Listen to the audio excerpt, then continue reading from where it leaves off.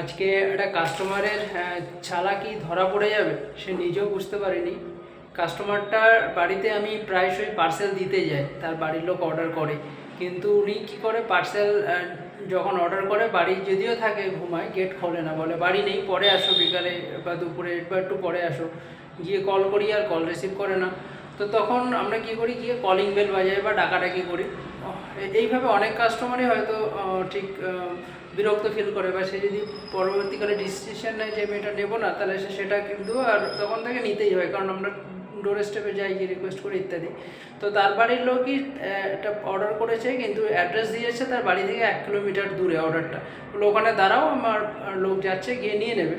তো সেই ক্ষেত্রে তার মা এসছে অর্ডারটা নিতে, যেই নিতে এসে তখন বলছে তুমি তোমার বাড়ি চেনো, তো কেন গেলে না বাড়িতে? তখন বুঝতে পারলাম যে উনি অ্যাড্রেসটা চেঞ্জ করে দিয়েছে, ওখানে গিয়ে অর্ডারটা না হয়। তো এই হচ্ছে চালাকের কাস্টমার।